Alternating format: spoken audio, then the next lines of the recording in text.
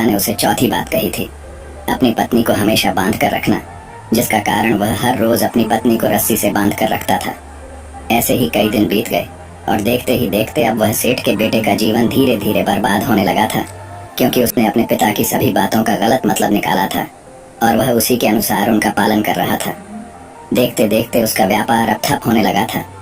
उसके यहाँ पर ग्राहकों की संख्या कम होने लगी थी, क्योंकि जब उसका मन करता तब वह दुकान जाया करता और जब उसका मन करता तो वह दुकान से वापस घर लौट आता।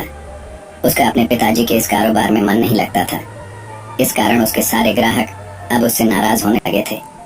उसके सारे ग्राहक अब एक एक करके उस दुकान से दूसरे दुकान पर चले जा रहे थे। इसी कारण उसका पूरा व्यापार ठप हो चुका था, जिसे व्यापार को बनाने में उसके पिताजी ने खून पसीना एक कर दिया था।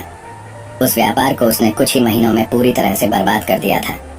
अब उसका धंधा बहुत कम हो चुका था, जिसके कारण वह बहुत परेशान रहता था। वह बहुत चिंतित रहता था और इसके साथ ही उसने अपने घर के चारों तरफ चर्म की दीवार बनवाई थी। उस कारण आसपास पर बहुत गंदी बदबू फैल चुकी थी, इसलिए जो भी उसके आसपास रहते थे उन सभी ने उस घर से कहीं और पर अपना बसेरा बसा लिया। चर्म की बदबू के कारण अब उसके घर में भी कोई नहीं आता था। यहाँ तक कि उसके मित्र और रिश्तेदार भी उस घर में आने से कतराते थे, लेकिन अब भी उसे समझ नहीं आ रहा था कि आखिर ये सब हो क्यों रहा है।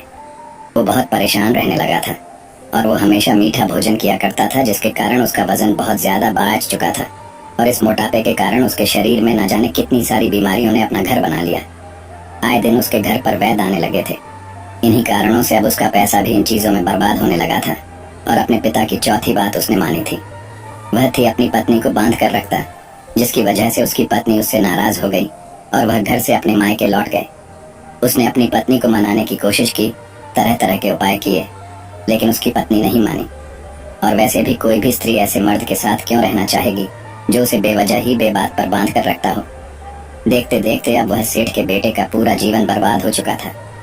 ना तो अब उसके पास व्यापार बचा था, नहीं धन, नहीं उसकी पत्नी और न ही वह रिश्तेदार जो पैसों के लिए उसके आसपास घूमा करते थे। और तो और अब उसका स्वास्थ्य भी ठीक नहीं रहता था, जिसके कारण वह बहुत चिंतित रहने लगा था, बहुत परेशान रहने लगा था। उसे ये सब समझ ही नहीं आ रहा था क्या हो रहा है और क्यों हो रहा है। इन सभी बातों को लेकर तो बहुत परेशान रहता और वह मन ही मन अपने पिताजी को कोसा करता। कहता था कि पिताजी, आपने तो मेरा पूरा जीवन बर्बाद कर दिया।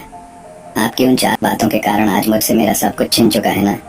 तो मेरे पास व्यापार रहा नहीं, धन दौलत नहीं, वह रिश्तेदार नहीं, मेरी पत्नी, और यहाँ तक कि मेरे स्वास्थ्य ने भी मेरा साथ त्याग दिया है।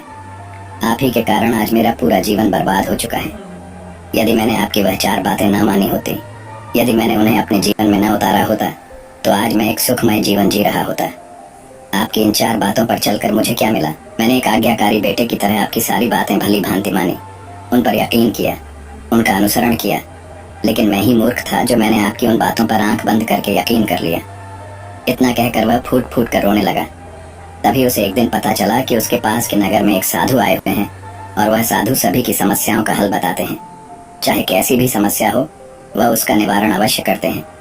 ये सुनकर उसने सोचा कि चलो एक बार मिलकर देखता हूँ, हो सकता है कि मेरी भी समस्या का समाधान मुझे मिल जाए। इस आशा के साथ वह उन साधु के पास पहुंचा। वहां पहुंचकर सीधा उनके चरणों